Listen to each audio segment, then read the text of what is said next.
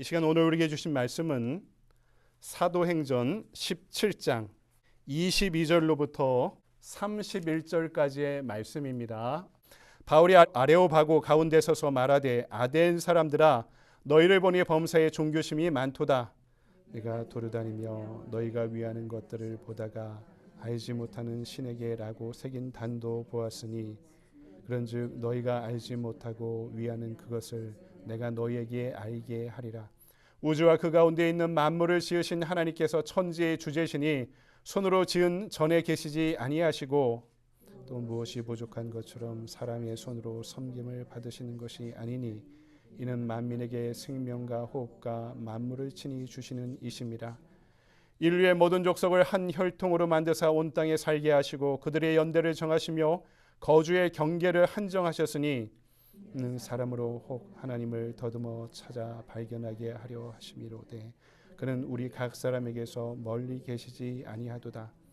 우리가 그를 힘입어 살며 기동하며 존재하느니라. 너희 시인 중 어떤 사람들의 말과 같이 우리가 그의 소생이라 하니 이와 같이 하나님의 소생이 되었은즉 하나님을 금이나 은이나 돌에다 사람의 기술과 고안으로 새긴 것들과 같이 여길 것이 아니니라.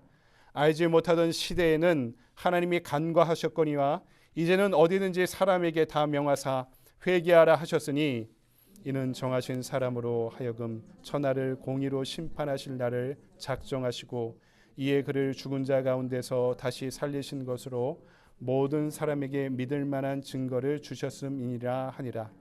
아멘. 주님의 말씀입니다. 다 자리에 앉으시겠습니다. 우리 사도행전의 강의를 계속하고 있는데요.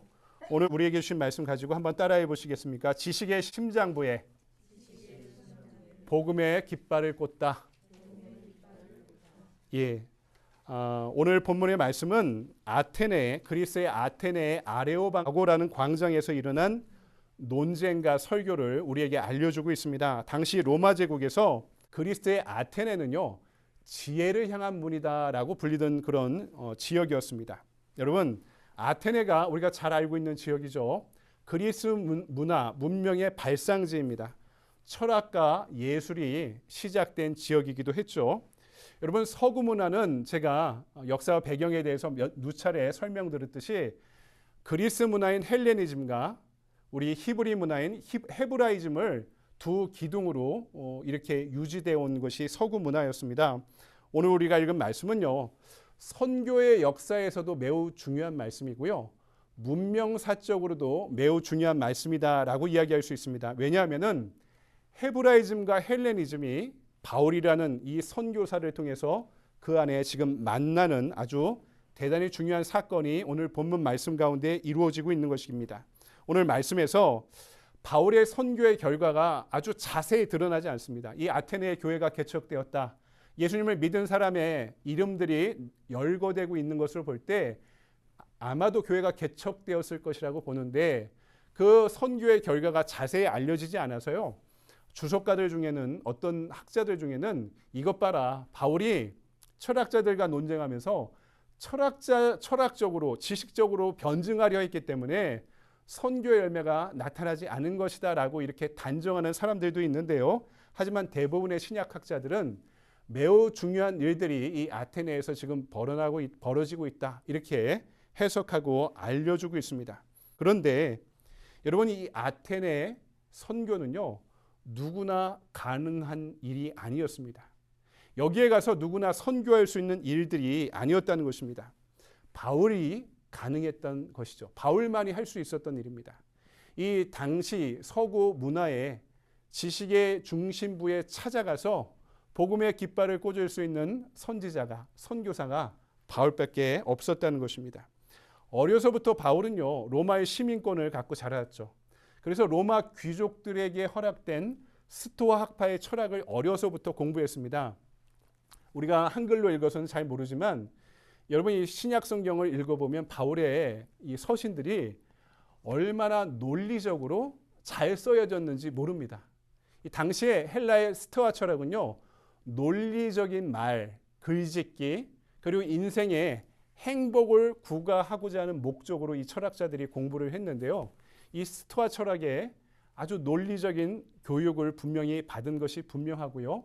나중에 고향에 돌아가 가말리알의 문화에서 헤브라이즘을, 정통 유대교의 율법 해석을 또 누구보다 더 열심히 공부한 사람이 바울이었던 거죠.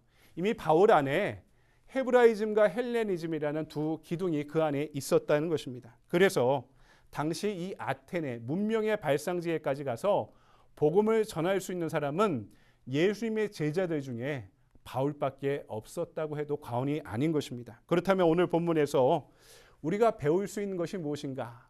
여러분, 오늘 말씀을 통해 우리가 배울 수 있는 것은요, 첫 번째로 믿음은 머리로부터 시작된다라는 것입니다. 이게 무엇인가요? 그럼 머리가 좋아야지 신앙생활도 잘할 수 있는가? 그런 뜻은 아니고요. 믿음이 머리로부터 시작된다. 무슨 이야기일까요? 여러분, 현실을 변화시키려는 모든 노력은요, 이론의 장에서부터 시작됩니다.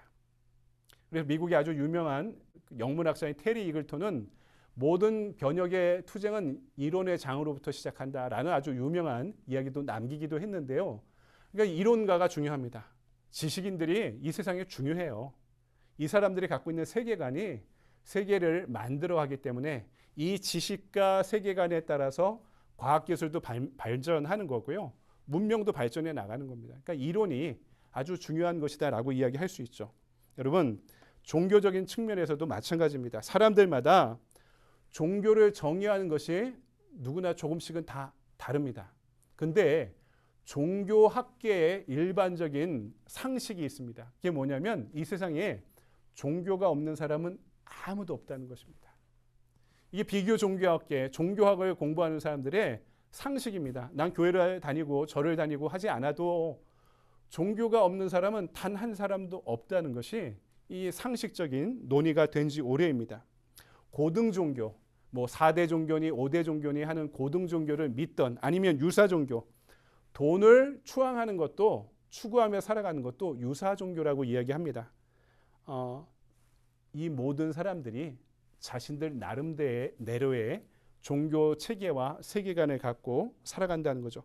우리가 읽지 않았지만 우리가 읽은 말씀 이전에 보면은 먼저 이제 아테네에 도착해서 주위를 돌아보고 있는 장면들이 기록되어 있는데요. 18절에 보니까 에비구레오라는 사람들, 스도이고라는 철학자들도 등장하는데 이게 번역을 옛날식으로 해서 그렇죠. 에피큐러스 학파와 스토아 학파의 철학자들을 바울이 지금 만났다라는 이야기입니다. 그들이 철학자들이었어요. 세련된 지식을 갖고 있었지만 그들이 누구를 믿고 있었습니까?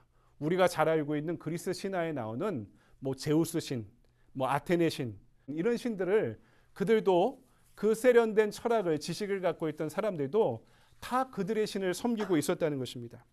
여러분, 지금 미국의 IT 산업에 종사하고 있는 신흥 갑부들, 젊은 갑부들이 있습니다. 그리고 헐리우드의 스타들 일부가 사이언톨로지라는 신흥 종교로 몰린 지가 한 20-30년 이상 됐습니다. 이 종교를 신봉하는 사람이 생각보다 미국에 많다는 것을 알게 되었는데요. 이 젊은 갑부들, 이 사람들 공부하는 사람들이 아닙니다. 돈도 많고요.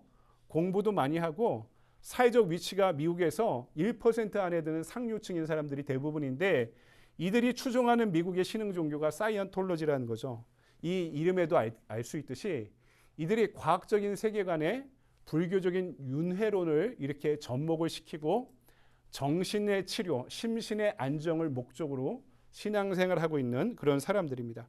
이 종교를 믿는 사람들 가운데 일부의 신도는 가끔씩 외계인을 만나기 위해서 외계로 신호를 지금도 보내고 있다고 합니다. 여러분이 잘 알고 있는 할리우드 배우 탐 크루즈도요, 아주 중요한 간부라고 하더라고요. 이 사이언톨로지의 중요한 간부라고 합니다. 아주 중요한 역할을 하고 있다라고 사람들이 추정하고 있고요. 이 종교를 열렬히 신봉하고 있는 그런 사람 중에 하나입니다.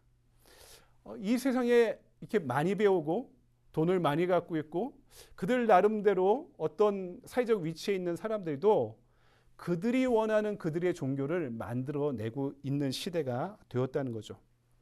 그래서 여러분, 교회를 다니는 성도들도요, 신앙에 대한 분명한 지식이 없으면 안 되는 시대가 되었습니다.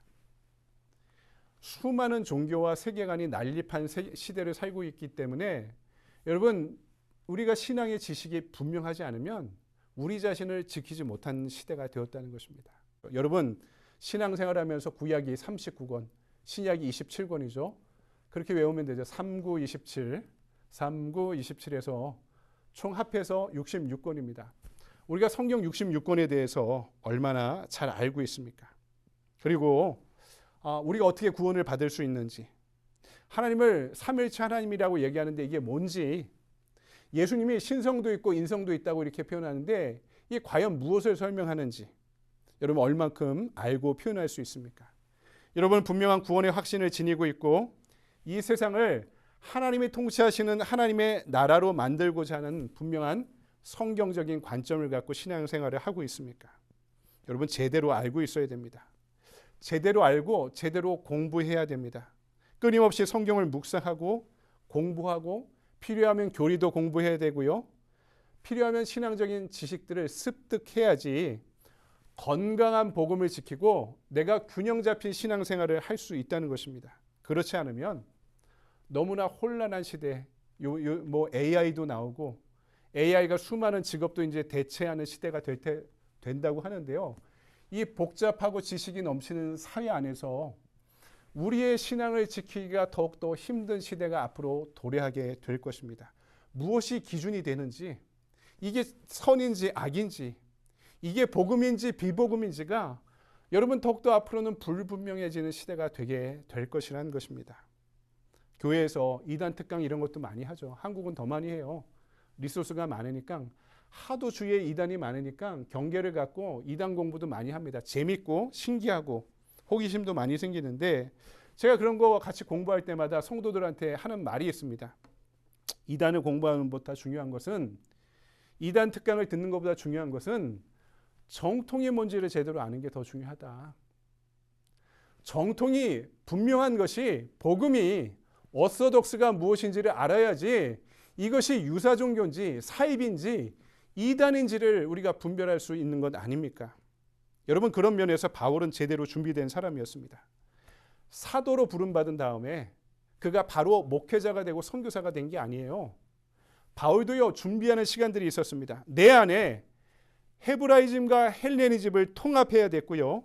이 모든 이론과 지식 체계가 예수 그리스도를 믿는 믿음 안에서 하나가 되기 위해서 아라비아 광야에서 3년 동안 기도하고 공부하고 양육받고 훈련받았습니다. 그 상태에서 목회자로 선교사로서의 사역을 시작한 것입니다.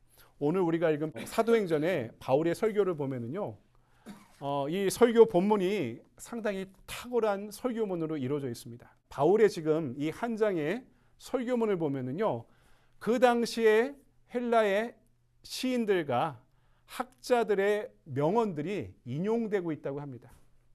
철학자들과 그 당시 시인들의 작품을 바울이 이미 알고 읽고 있었다는 증거가 되는 거예요. 원고 없이 설교를 하는데 바울이 지금 아레오바고 광장에서 그들과 하나님을 변론하고 설교하고 논쟁하고 있는데, 그 당시 그리스의 시인들과 철학자들의 명언과 명구를 인용해서 지금 이야기를 설교를 하고 있는 것입니다. 오늘 22절부터 시작되는 설교의 전개가 그렇다는 것이죠.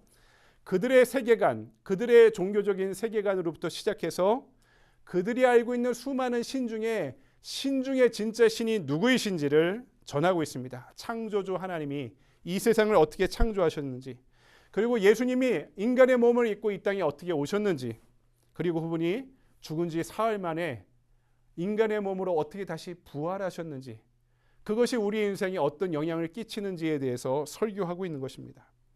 바울이 지닌 복음적인 전문성과 동시대를 이해하고자 하는 이성과 능력이 없으면 가능하지 않은 것이었습니다. 존 웨슬리 목사님이 신앙에 4개의 요소가 있다고 이야기해요. 이 4개가 다 있어야 된다고 이야기합니다. 이게 뭐냐면 성서, 이성, 전통, 경험입니다. 이 수직에 있는 것을 우리 통시적이라고 합니다. 성서와 전통은요, 시간이 지나도 변하지 않는 거예요. 이건 우리가 지켜야 할 겁니다. 성서와 전통은. 근데 시간이 지나면서 변하는 공시적인 게 있다고 이야기합니다. 이게 뭐냐면 이성과 경험.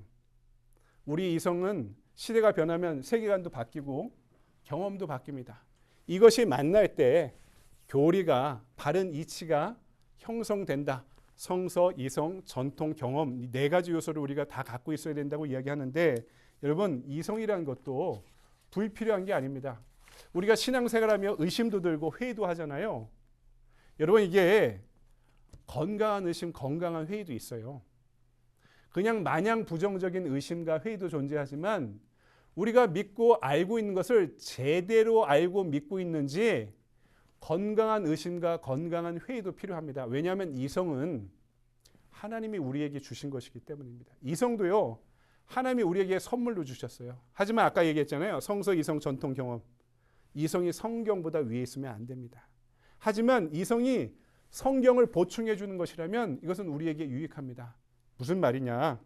여러분 믿음도요, 이성적으로 이해돼야지 감동받습니다. 자주는 아니더라도 가끔씩 목사님 설교에 아 그렇구나 하고 아멘 하고 여러분 마음속에 고백할 때가 있죠. 아 그렇지 아멘 할 때가 있잖아요. 그죠? 그게 무슨 말이냐면 아 알았다 이해되었다는 뜻입니다. 아 이런 말씀이었구나 이런 이치였구나. 여러분 성경 말씀도 이해돼야지요 가슴에서 감동이 되고 가슴에 감동이 돼야지 손과 발로 의지를 갖고 그렇게 살아가게 돼 있는 것입니다. 이것을 옛날 분들은 지정의라고 표현했어요. 이 신앙이 논리적인 순서가 있다는 겁니다. 지정의에. 하나님이 우리 인간을 그렇게 만드셨기 때문에 이해를 해야지 가슴에서 감동이 생기고 우리가 감동받아야지 움직입니다. 이해되고 감동받고 그래야지 의지를 갖고 내 손발을 움직이며 신앙생활을 할 수 있다는 것입니다. 여러분 그래서 중요한 것은 이해하는 겁니다. 어떻게 이해했냐? 이것을 어떻게 알아요? 내 말로 설명할 줄 알아야지 이해가 된 겁니다. 성경에 대해서 하나님에 대해서 구원에 대해서 우리가 교회 다니는 것에 대해서 왜 선교해야 되는지에 대해서 왜 양육받는지에 대해서 왜 제자가 되어야 되는지에 대해서 내가 내 말로 그게 아주 세련되지 않아도요 단순한 한 문장이라도요 내 말로 표현할 수 있을 때 아 그게 이해된 것입니다. 여러분 이런 신앙의 이해를 위해 부단히 공부하고 말씀을 손에서 놓지 않는 저와 여러분 되길 바랍니다. 두 번째 바울의 믿음은요 머리에서 시작해서 가슴에서 타올라야 됩니다. 방금 말씀드렸죠. 우리가 제대로 이해하면 감동하고 감정이 생깁니다. 바울의 감정이 뭡니까? 오늘 우리가 읽은 17장을 읽으면요 바울의 여러 가지 감정이 느껴지는데요 분노도 하고 사랑도 하고 열정도 갖고 있습니다. 보통 지식인들은 차갑습니다. 특히 과학자들은 차가워요. 왜냐하면 내가 연구하는 대상과 나를 거리를 떨어뜨려 놔야지 객관적으로 파악할 수 있습니다. 사회학자들은 사회를 좀 떨어져서 봐야 됩니다. 종교학자들은 종교라는 현상을 쑥 들어가는 게 아니라 떨어져서 봐야지 보입니다. 근데 신학자들이나 신앙인들은 떨어져서 보는 게 아니에요. 이 안으로 들어가서 보는 겁니다. 바울의 감정은요. 자기가 이해하려고 하는 하나님을 멀리 떨어져 놓고 이 하나님은 어떤 분인가 이렇게 본 게 아니에요. 하나님의 마음으로 세상을 보려고 노력했습니다. 그러니까 어떻게 됩니까? 하나님이 싫어하시는 것에 대해서 분노하게 되고 하나님의 눈물을 흘리는 것에 대해서 안타까워 여기게 되었고요. 하나님이 바라보는 죽어가는 영혼들을 향해서 그의 눈을 그의 시선을 돌릴 수 있었던 것입니다. 오늘 16절을 보면 우리가 읽지 않았지만 바울이 아테네에 들어와서 막 화를 내요. 그 이유가 나타납니다. 바울이 아테네에서 저희를 기다리다가 온 성에 우상이 가득한 것을 보고 마음에 분하여. 아테네 가니까 여러분 우리는 뭐 가보신 분도 있을 수 있는데요. 안 가보신 분도 알잖아요. 뭐 걸어서 세상 속으로 뭐 무슨 갖가지 여행 프로그램도 있고 다큐멘터리도 있고 TV를 보면서 뭐 인터넷을 보면서 그리스에 가면 수많은 신상이 또 그들의 성전이 있다는 것을 상식적으로 알고 있습니다. 바울이 갔을 때는 그것이 현실이었겠죠. 수많은 성전이 세워져 있었고 수많은 신전들과 신상들이 광장에 묘사되어 있었던 것입니다. 그것을 보고 분노했다는 것이죠. 여러분 이런 마음이 이해가 됩니까? 남들이 뭘 믿건 그게 내가 무슨 상관이라고. 이 아테네 아리오바고 광장에 와서 수많은 신상들과 여기저기 언덕 위에 세워져 있는 신전을 보면서 바울이 지금 분노하고 있다는 것입니다. 바울의 분노는요, 그 신앙을 갖고 있는 사람들 하나하나에 대한 분노가 아닙니다. 그런 우상의 세계관을 조장하고 있는 사단의 체제와 세력에 대한 분노, 안타까운 마음이었던 것입니다. 여러분, 사단은요, 하나님의 자녀들이 하나님의 뜻에 어긋나는 다른 세계관과 다른 가치와 다른 신을 섬기기를 원합니다. 이것이 사단의 전략이고 사단의 의지인 것입니다. 우리는 사단을 눈에 안 보이는 대단히 영적인 존재로 이해하고 있는데요. 사단의 영향력은요, 거기서 끝나는 게 아니에요. 우리가 살아가는 이 물질 세상 안에서 수많은 정치적이고 문화적이고 경제적인 영향력을 발휘해야 하는 것이 사단의 영향력입니다. 언젠가 미국의 신약학자인 월터 윙크라는 분이 있는데요. 이분이 되게 유명한 신약학자입니다. 이분이 쓴 책 중에 사단의 체제와 예수의 비폭력이라는 제목의 책이 있습니다. 이렇게 두꺼운 책인데요. 영어 원 제목은 Engaging the Powers 라는 제목입니다. 저희 집에 서재에도 있는데 데코레이션용으로 꽂아놨습니다. 두꺼워서 저도 다 읽지 못했고 몇 가지 챕터만 읽었는데요. 이 책의 부제가 더 대단합니다. 지배 체제 속에 악령들에 대한 분별과 저항. 지배 체제 속에 악령들에 대한 분별과 저항이라는 제목을 갖고 있는데요. 이분이 40년 동안 신약 성경을 주석하고 연구하면서 정신분석과 사회비평을 결합해서 성경에 나타난 사단, 악령, 권세들이란 단어가 어떤 의미를 갖고 있는지에 대해 40년 동안 연구한 분입니다. 이 책을 통해 이렇게 이야기해요. 우리가 사는 이 시대를 분석하면서 이 시대만큼 가장 악마적인 세계에서 악마의 실제를 인정하지 않는 철없고 순진한 풍토를 갖고 있다.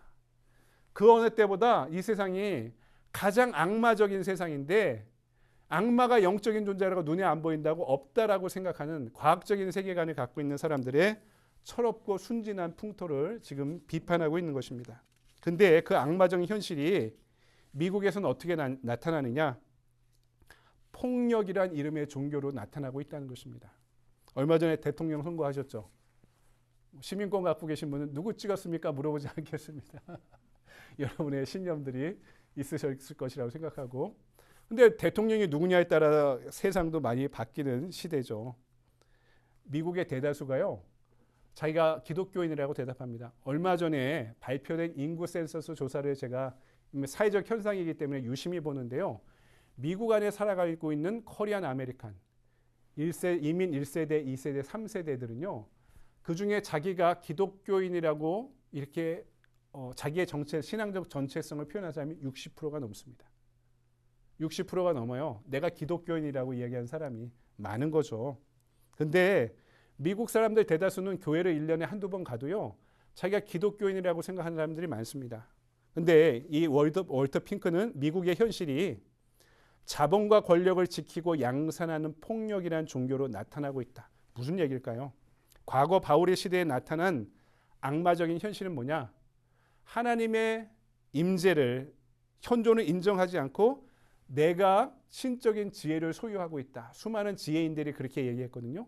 이런 교만한 현실이 그 당시에 악마적인 세계관이라고 했다면 지금 이 시대의 악마적인 현실은 자본과 권력을 지키고 재생산하고자 세상의 약자들을 괴롭히며 전쟁과 합법을 가장한 정치 권력의 폭력성이라는 것이 월터 핑크의 주장입니다. 이게 미국의 종교라는 거죠. 기독교가 미국의 종교가 아니라 자신들이 있는 권력, 자신들이 갖고 있는 자본, 이런 것을 지키고 더 많이 갖고자 이 다른 나라 사람들, 또 미국 안에 있는 소수인종들, 이 사람들을 억압하고 괴롭혀서 자기의 부와 권력을 축적하는 이 폭력이 미국이 갖고 있는 미국의 유일한 종교다라고 월터 윙크라는 사람이 이야기하고 있는 거죠. 그러니까 이게 진짜 미국인들의 종교라면 기독교인들이 그걸 따르지 말아야죠. 기독교인들이 이 미국의 종교에 대해서 분노할 줄 알아야죠. 여러분, 우리 신앙이라는 것이 현실과 무관한 천국의 종교가 아닙니다.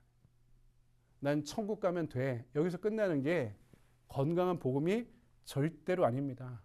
그런 교회가 있으면 그런 교회에 잘못된 교회입니다. 잘못된 설교입니다. 예수님의 말씀도요. 하나님의 나라라는 것은 하나님의 통치가 이루어지는 현실을 이야기하는 겁니다. 물론 죽어서 가는 천국은 당연히 있고 존재하고 우리에게 약속된 영생과 천국이 분명히 있음을 믿습니다. 하지만 예수님이 이야기하는 하나님이라는 것은 하나님의 통치가 이 땅에서 이루어져서 우리의 가정이, 우리의 일터가, 우리가 살아가는 이 세상이 하나님의 뜻이 실현되는 하나님의 나라가 되어가는 것을 말합니다.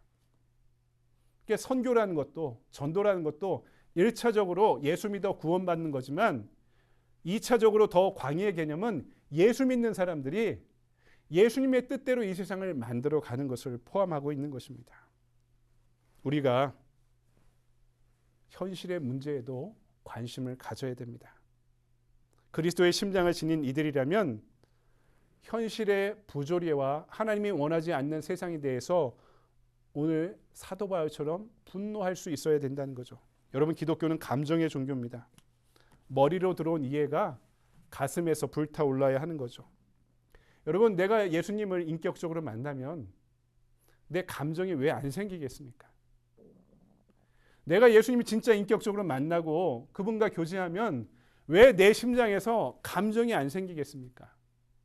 여러분, 한번 생각해 보세요. 오늘 예배를 드려도 말씀을 읽어도 나한테 감정이 생기지 않는다면 뭐가 문제일까요?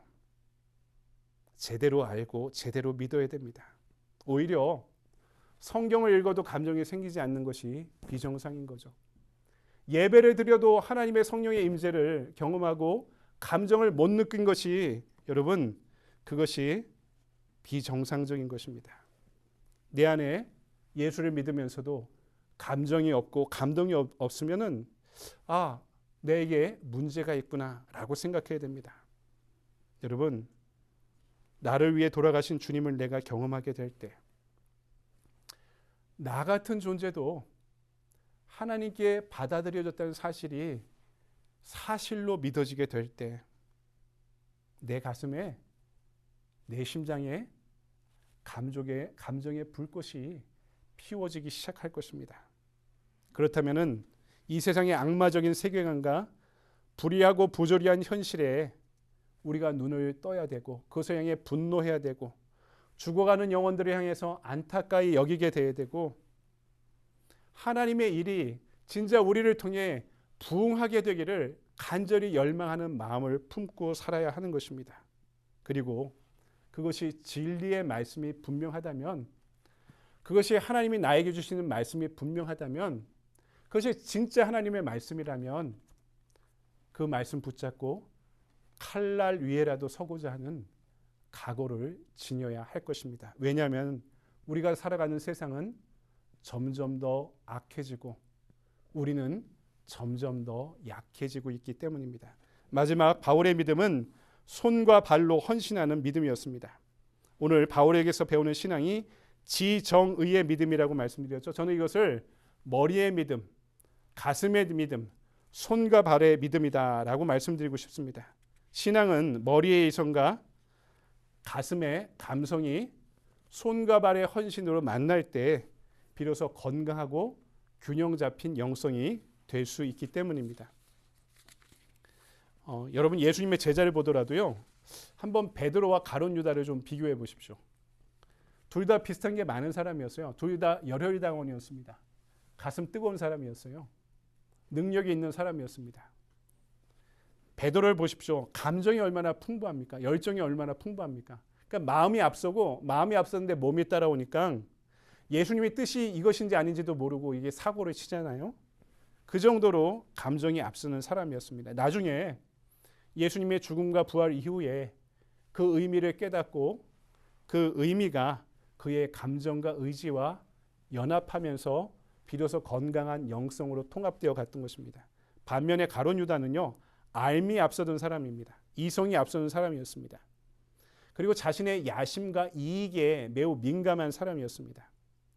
가룟 유다도 베드로와 똑같습니다. 둘 다 예수님을 배신했죠. 배반한 경험을 갖고 있는데, 하지만 베드로는 자신의 잘못을 실수를 깨닫고 닭 울음소리에 스스로 무너지지 않습니까? 근데요, 가룟 유다는 자기가 너무 강한 사람이었어요.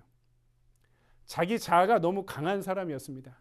자기 잘못을 인정하지 못했던 것입니다. 똑똑한 그가 선택할 수 있는 것은 마지막으로 자신에 대한 자학, 죽음으로 가는 최후의 선택만이 남게 되었던 것입니다. 오늘 본문의 바울은 어떻습니까? 바울은요, 머리는 냉철하고요, 가슴은 누구보다 뜨겁고요, 손과 발의 헌신은요, 자기 나라도 아닌 다마스커스까지 가가지고, 이 다마스커스가 시리아랑 이라크의 접경지대입니다. 이스라엘에서 좀 떨어져 있어요. 거기까지 찾아가서 예수 믿는 예수교도들을 잡아 죽이러 갈 정도로의 열심히 있던 사람이었어요. 근데 잘못 믿고 있었던 것입니다. 그것이 머리와 가슴과 손과 발이 제대로 된 건강한 신앙으로 통합되지 못했던 상태였습니다. 근데 어떻게 됩니까? 다메섹 도상에서 부활하신 예수님을 만나고 거꾸로지고 나서야 무엇을 제대로 믿어야 될지에 대해서 그가 깨닫게 되고 그의 머리와 가슴과 손과 발이 통합되어 가게 되었던 것입니다. 어떻게 해요? 주님을 만나야 됩니다.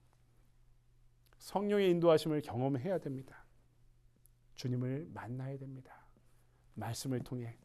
아침마다 말씀 읽으시잖아요. 하루 한 말씀 들으시잖아요. 주일에 예배 들으시잖아요. 여러분, 말씀을 통해 나에게 선포되는 말씀을 통해 또 그 가운데 성령이 내 마음을 만져주실 때 우리의 머리와 가슴과 손과 발이 하나의 영성으로 통합되어 가는 것입니다. 여러분, 말씀을 정리합니다. 지혜를 사랑했지만 우상을 섬기는 데 빠져있던 이 아테네 사람들을 향한 바울 설교의 결론이 30절과 31절에 드러나고 있습니다. 한마디로 회개하라 요청하면서 공의와 심판을 준비하기 위해 우리에게 믿을 만한 증거로 보내주신 예수 그리스도를 믿으라. 그분의 몸의 부활을 믿으라. 그것이 우리가 살 길이다라고 이야기합니다. 여러분, 이 말씀 앞에 한번 서봅시다.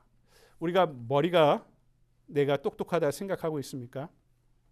머리만 앞세운 엘리트 의식을 갖고 헌신에는 무관심하지 않았는가? 아니면 내가 열심히 헌신하고 있었다면 내가 헌신자라는 특권 의식만 갖고 있었지 말씀을 배우고 익히는 데는 게으르지 않았나? 사랑하는 여러분, 이 시대에 신앙생활을 제대로 해야 됩니다. 주님의 말씀과 세계관으로 무장돼야 됩니다. 그리고 시대를 이해해야 됩니다. 또 제대로 알고 믿어 감동했으면 하나님 나라에 대한 복음의 열정이 나의 심장에서 피어나오도록 여러분 기도해야 됩니다. 그리고 그 열정이 나에게 생길 때 하나님을 향해 몸을 던질 수 있는 우리의 머리와 가슴과 손과 발이 만나는 제대로 된 통합된 신앙생활을 할 수 있는 저와 여러분이 되기를 주님의 이름으로 간절히 축원드립니다. 주신 말씀 붙잡고 함께 찬양하고 기도할까요? 우리 다 같이 자리에서 일어나셔서 아까 불렀던 찬양이죠. 온 마음 다해 오늘 나에게 주신 말씀 기억하면서 함께 찬양하고 기도하기를 원합니다.